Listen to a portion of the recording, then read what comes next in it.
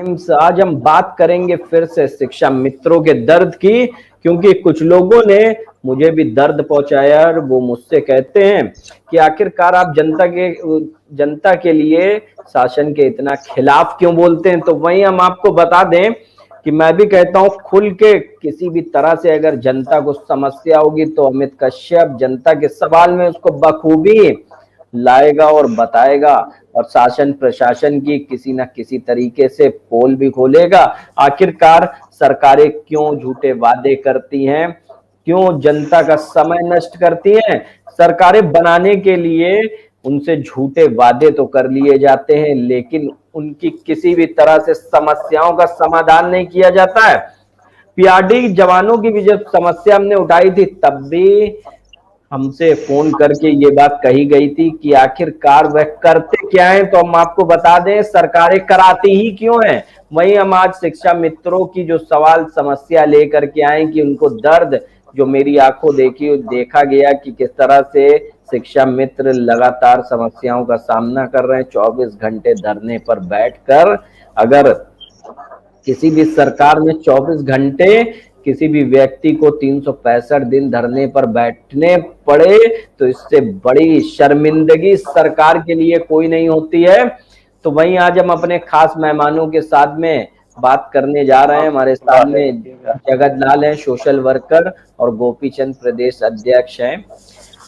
उनसे पूछेंगे क्या कहेंगे आज के जनता के सवाल पर। बताएं जगत लाल जी, शिक्षा मित्रों का दर्द किस तरह से, शिक्षा मित्र जो हैं लगातार उनको दर्द सरकार के द्वारा मिल रहा, बताएं।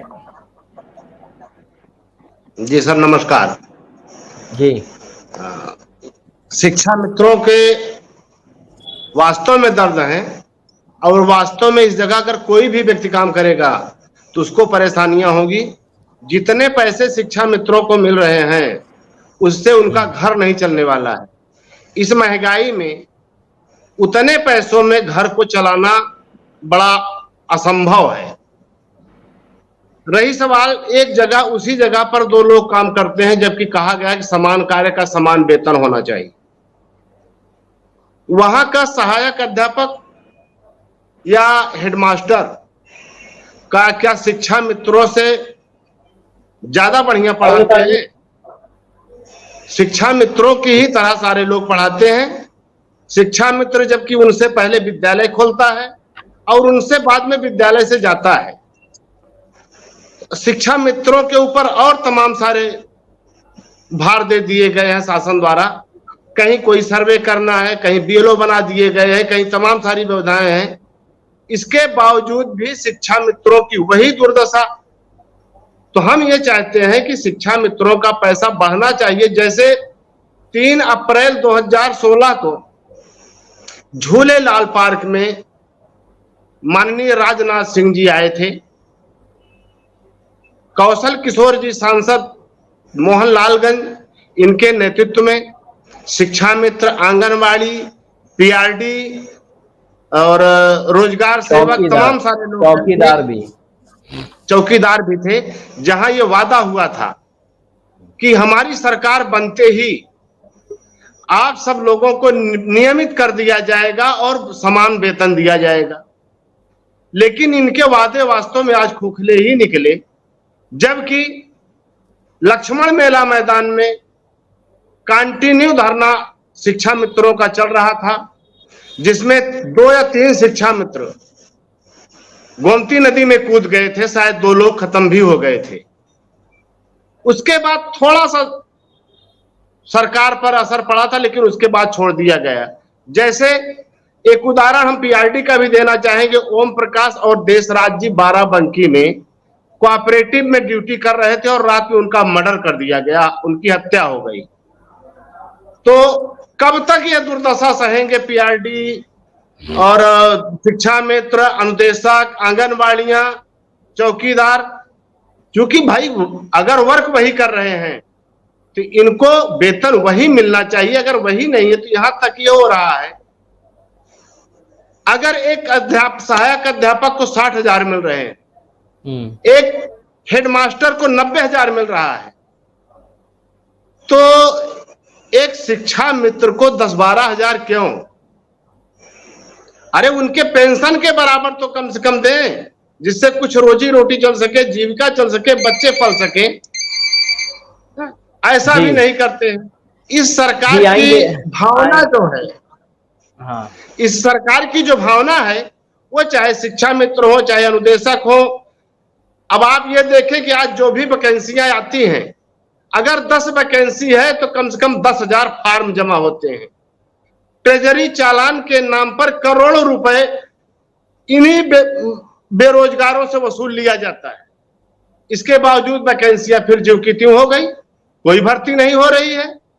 महंगाई के नाम पर देखें, जितने रुपए पा रहे हैं, रसोई गैस है, डीजल पेट्रोल है, राशन लेना है, बच्चों की फीस देना है, कपड़े लेने हैं, तमाम सारी बातें, ये कहां से आएंगे, कहां से लोग मैनेज करेंगे भाई? या तो अगर मेन लोगों को, जैसे सहायक अध्यापक हैं, हेडमास्टर हैं, अगर इन लोगों के हिसाब से देखा जाए तो तमाम सारे ऐसे ऐसे भी आज हेडमास्टर हैं जिनकी क्वालिफिकेशन मिल रहे हैं, बच्चों को सही एजुकेशन नहीं दे पा रहे हैं। अगर उनसे रिटर्न परीक्षा करवाया जाए, रिटर्न में उनसे कुछ किया जाए, तो शायद वो फेल सब के सब हो जाएंगे, 80% फेल हो जाएंगे।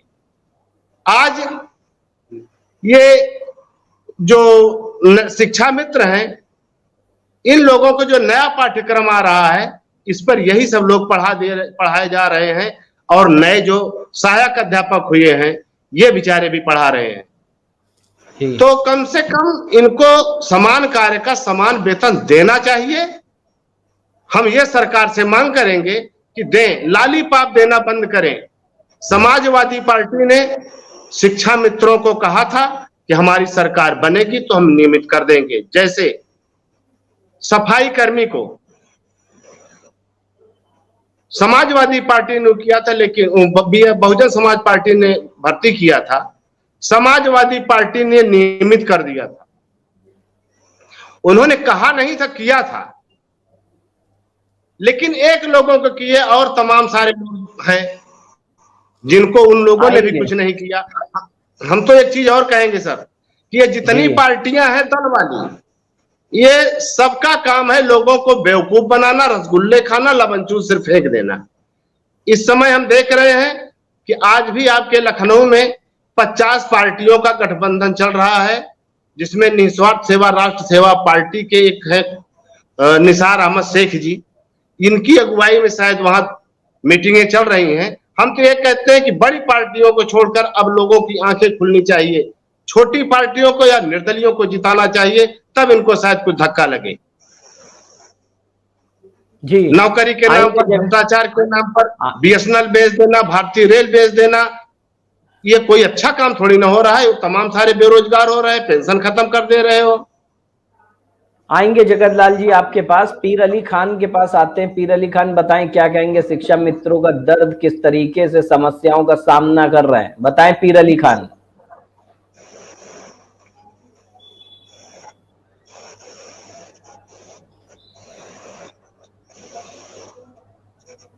पीर अली खान जी, आपको मेरी आवाज मिल रही है? नहीं।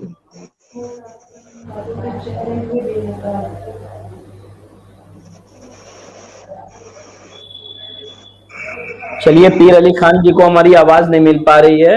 हम जगत लाल जी से एक सवाल और पूछना चाहते हैं। जगत लाल जी, शिक्षा मित्र कम से कम लगभग 1 साल धरना स्थल पर बैठे, वहीं धरना स्थल पर उन्होंने खाया, उन्होंने जो भी अपनी लड़ाई लड़ी वहीं बैठकर, गर्मी पूरी किसी भी तरीके से, बरसात जाड़ा हर चीज वहां पर बिता दी, तब भी सरकार नहीं पिघली। क्या कहेंगे, बताएं। ये निरंकुश सरकार जो है हिटलर शाही वाला काम कर रही है। ये और सरकारें जो थी उन्होंने भी वही किया है, क्योंकि उस समय पर पीआरडी और शिक्षा मित्र दोनों लोगों के धरने चल रहे थे, जबकि शिक्षा मित्रों का धरना पहले से चल रहा था और बाद तक चला है, फिर भी कोई सुनवाई नहीं हुई थी। तो हम ये कहेंगे कि जो भी सरकारें हैं, अगर आज नहीं होती हैं, नहीं वेतन नहीं देते हैं, नियमित नहीं करते हैं। तो हम ये चाहेंगे कि जितने भी ग्रुप हैं, वो चाहे शिक्षा मित्र हो, चाहे पीआरटी हो, चाहे आंगनबाड़ी हो, चाहे अनुदेशक हो, चाहे रोजगार सेवक हो, या तमाम सारे और जो लोग हैं एडहाक पर, तमाम सारे जो लोग रखे गए हैं, सबको इकट्ठे होकर के इन सरकारों के खिलाफ जुट करके मेहनत करना है और मतदान करके इनको एकदम से नस्त नाबूद कर देना है। दल वालों को दलदल में डाल देना पड़ेगा, तब जाकर के कहीं जो आने वाले लोग होंगे, जो आने वाली पार्टियां होंगी, उनसे सुनवाइयां होंगी। जैसे बीजेपी में रह करके ही ओम प्रकाश राजभर ने हमेशा बुराई किया है, बीजेपी की बुराई नहीं किया, बल्कि उन्होंने हमेशा मांग किया कि ये चीजें होनी चाहिए। लेकिन ऐसे लोग बहुत बिरले मिलते हैं जिन्हें कुर्सी की लालच कम हो, लोगों से प्यार ज्यादा हो। हम तो ये कहेंगे कि तमाम सारी पार्टियां जो हैं वो आज सिर्फ कुर्सियां न देख करके लोगों के हित की बात करें, लोगों को ध्यान में रखते हुए लोगों के अधिकार के लिए लड़ाई लड़ना शुरू करें, और जो ये दोहरी शिक्षा नीति है इसको भी समाप्त करने का काम करें। चाहे वो आईएएस का बच्चा हो, चाहे मिनिस्टर का बच्चा हो, एक स्कूल में पढ़े, एकाहरी शिक्षा नीति हो, तब जाकर के देश का भविष्य। जी जी जी, गोपीचंद जी के पास आते हैं। गोपीचंद जी बताएं किस तरीके से शिक्षा मित्रों का जो दर्द है उसको किस तरीके से देखते हैं, और सरकार ने उनकी मांगे ना पूरी कर क्या खोया है और क्या पाया है शिक्षा मित्रों की अनदेखी करके, बताएं गोपीचंद जी।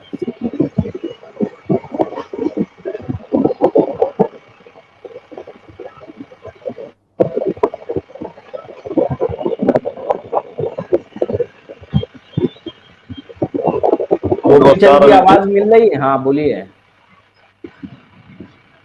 आपको, आपके पूरी टीम को भारतीय मानव समाज पार्टी की तरफ से बहुत बहुत बधाई।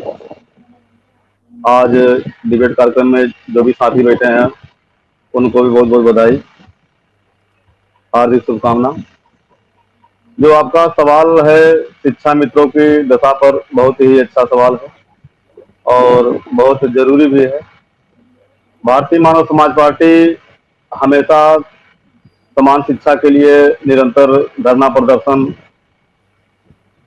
विज्ञापन के माध्यम से सरकार को आगाह भी करती रहती है। और जो शिक्षा मित्रों की बात आपने उठाया है, बहुत ही गंभीर विषय है। सरकार को इस पर बहुत जल्द ही ध्यान देना चाहिए। हमने देखा है कि गांव में जब हम जाते हैं विद्यालय पर, तो एक सफाई कर्मी जो आता है 15-20 मिनट टाइम दे करके विद्यालय में झाड़ू लगा करके विद्यालय के प्रांगण से निकल जाता है और दिन भर घर पर बैठा रहता है या फिर कहीं भी टाइम पास करता है। उसकी हाजिरी 10 से 15 मिनट में पूरे दिन की पूरी हो जाती है और उसका लगभग 25 से 30 हजार रुपए वेतन होगा, कंफर्म तो नहीं है। और शिक्षा मित्र जो सुबह चाबी लेकर के जाता है और ताला खोलता है, शाम तक बच्चों को पढ़ाता है, पूरी जिम्मेदारी शिक्षा मित्र के उस अध्यापक पर होती है, जो कि गांव की जिम्मेदारी की वजह से पूरे गांव के लोगों का व्यवहार रहता है उसके साथ।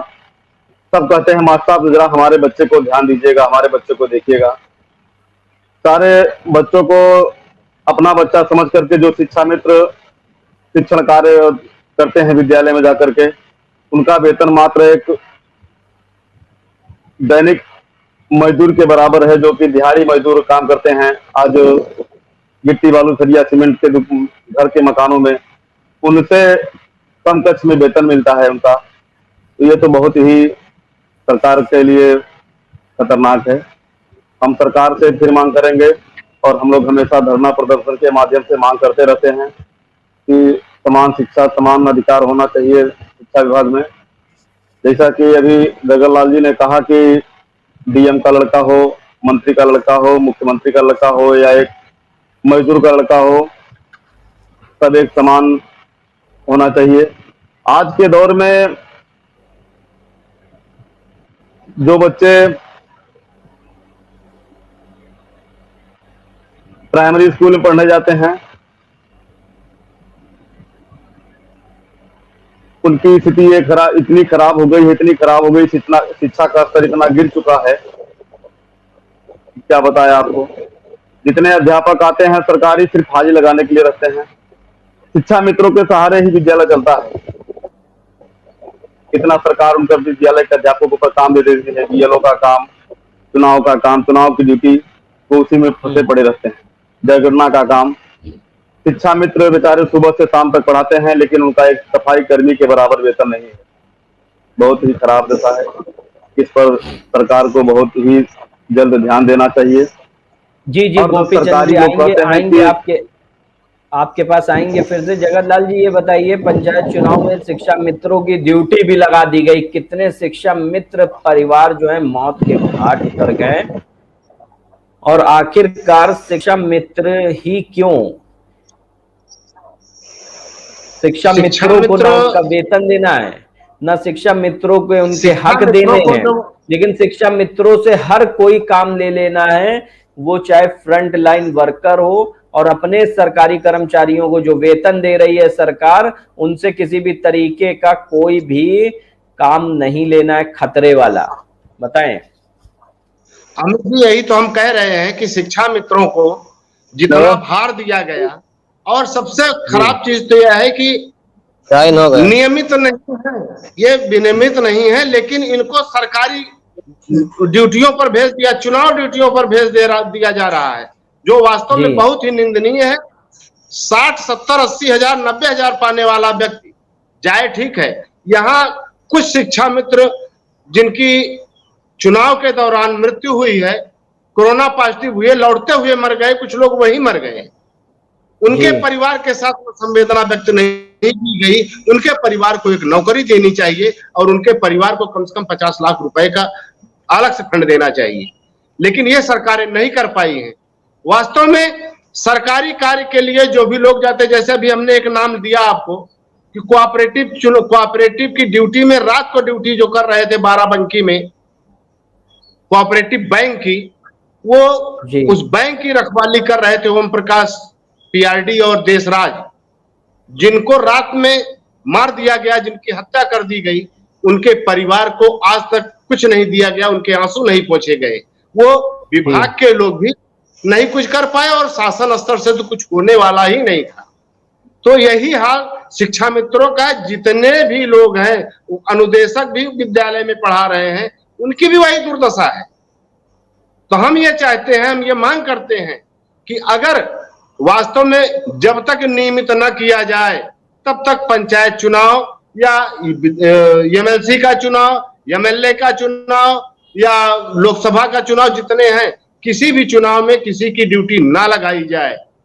जितने भी लोग सरकारी कर्मचारी हैं, जो लोग वास्तव में बेनियमित हैं, जिनके मरने के बाद सरकार मजबूर हो जाती है पैसे देने के लिए, उन्हीं को ड्यूटियों पर भेजे। जी आएंगे जगत लाल जी। इस समय हमारे साथ में शिव कुमार शुक्ला, प्रदेश अध्यक्ष शिक्षा मित्र संघ के, जुड़ चुके हैं, और शिव कुमार जी से हमारा वही सवाल है कि लगातार उन्होंने धरना प्रदर्शन भी किया धरना स्थल पर, और किसी भी तरीके से उनकी मांगे नहीं पूरी हो पाई। क्या है शिक्षा मित्रों का दर, किन दुर्दशाओं का सामना कर रहे हैं, शिव कुमार जी बताएं। जी जी अमित जी, मेरी बात सुन पा रहे हैं अमित जी? जी जी बोलिए, आ रही है आपकी आवाज। मैं शिव कुमार शुक्ला, प्रदेश अध्यक्ष उत्तर प्रदेश प्राथमिक शिक्षा मित्र संघ।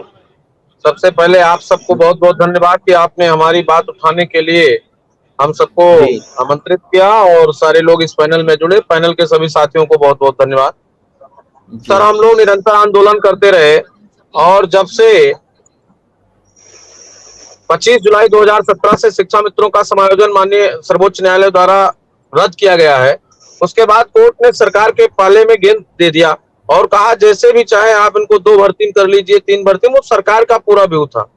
हम लोग निरंतर सरकार से के संपर्क में रहे, 2-3 धरना हुआ, जिसमें माननीय मुख्यमंत्री जी से हमारी 3-3 बार वार्ता हुई, और उन्होंने लगातार आप लोगों को आश्वस्त किया कि आप लोग विद्यालय में जाइए, पठन पाठन सुनिश्चित कीजिए, और हम निश्चित रूप से आपका कुछ ना कुछ करेंगे। जी पिछले 4 साल में एक भी पैसे का कोई भी काम सम्मानित सरकार द्वारा शिक्षा मित्रों के संबंध में नहीं किया गया है। निरंतर धरना प्रदर्शन जब भी हुआ तो बुला करके आश्वासन दे दिया गया, और जब से कोविड का दौर चला तब से हम लोगों से नहीं मिल पाए, लेकिन पत्राचार का माध्यम या ट्विटर के माध्यम से हमने सारे पदाधिकारियों को, यहाँ तक कि माननीय प्रधानमंत्री जी से लेकर के और प्रदेश के एक MP MLA जितने भी हैं, सब तक अपना मांग पत्र और पत्रक पहुंचाने का काम हमने किया है, लेकिन अब तक शिक्षा मित्रों का कोई निराकरण नहीं हुआ है। अभी हाल में ही हमें बेसिक शिक्षा मंत्री आदरणीय सतीश द्विवेदी जी से वार्ता हुई थी। उनके द्वारा आश्वस्त किया गया कि शिक्षा मित्रों के संबंध में शीघ्र ही कोई उचित निर्णय होगा।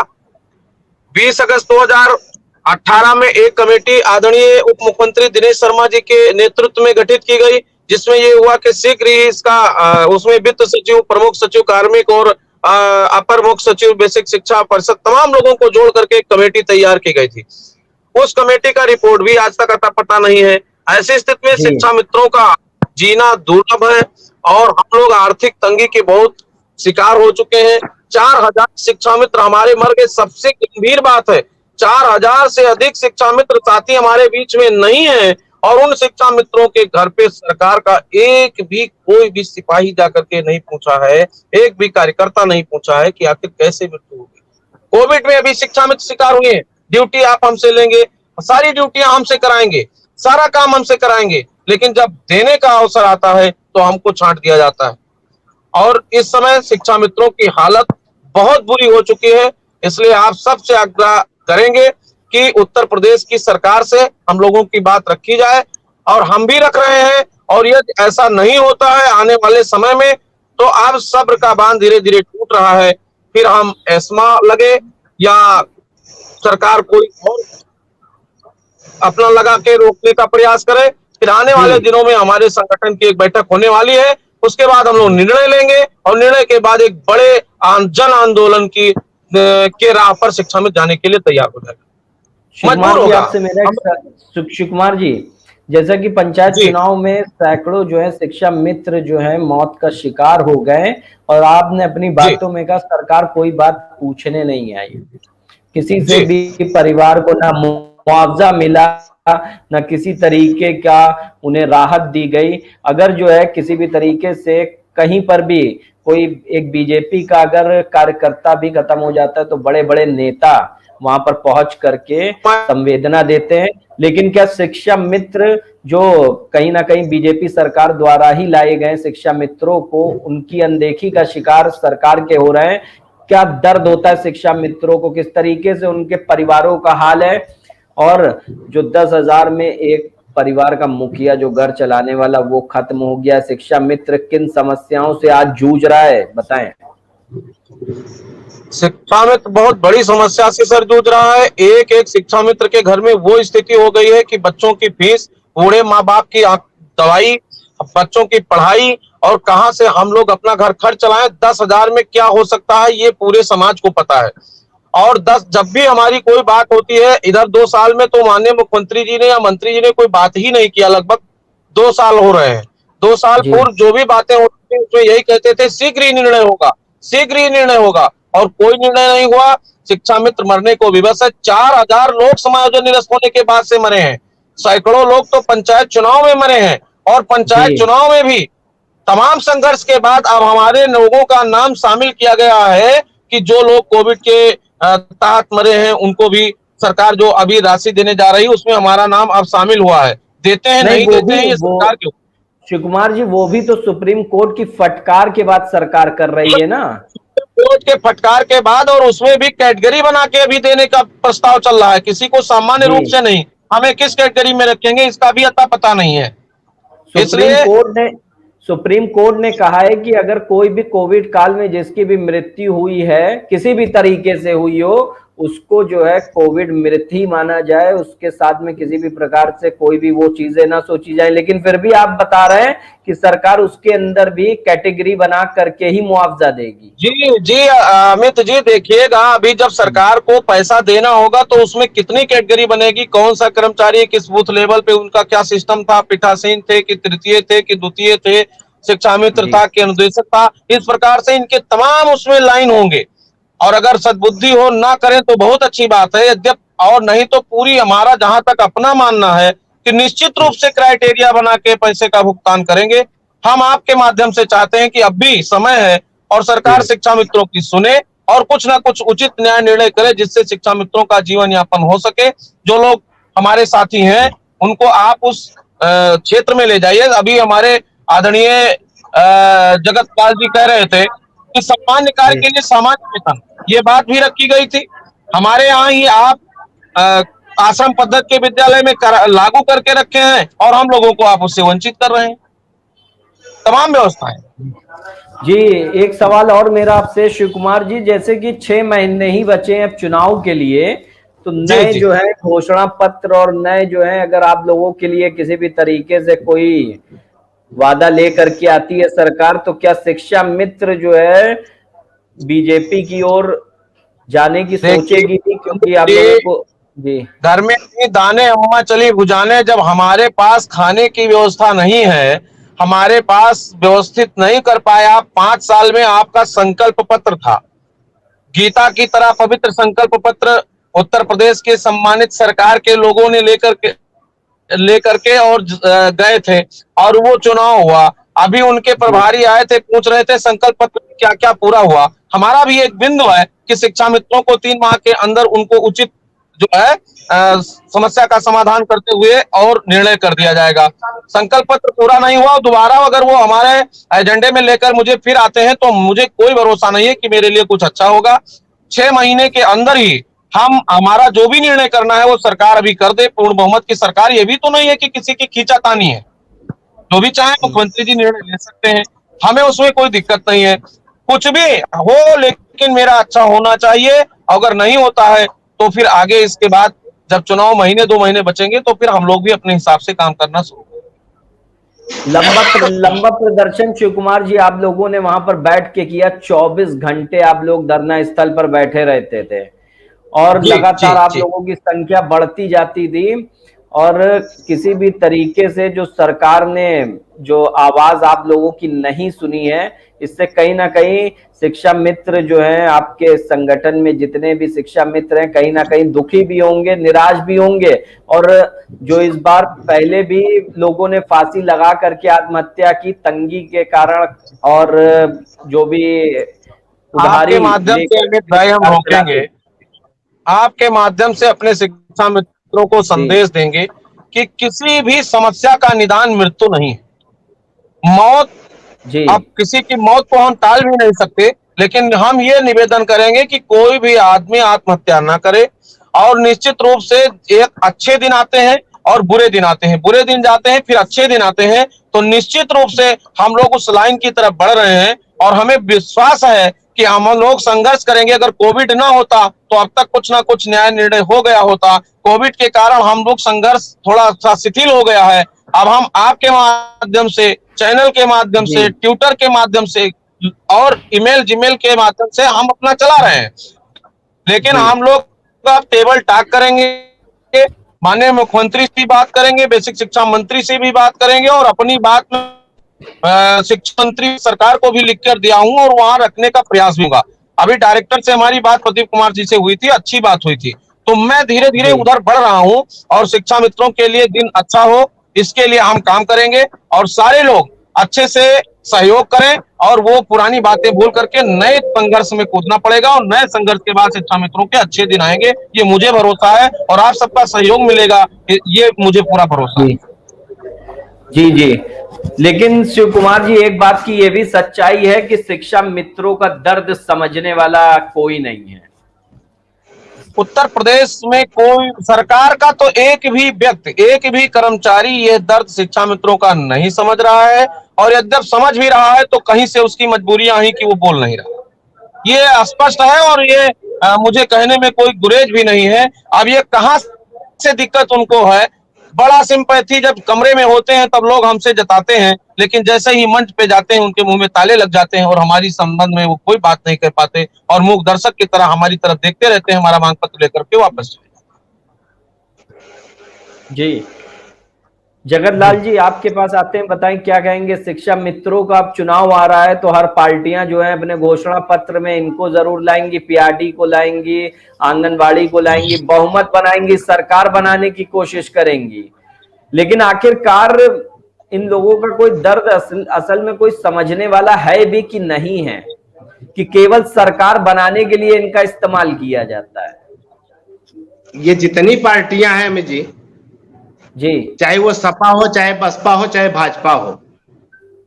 विशेष तौर पे यही तीन पार्टियां ही यहाँ हावी हैं।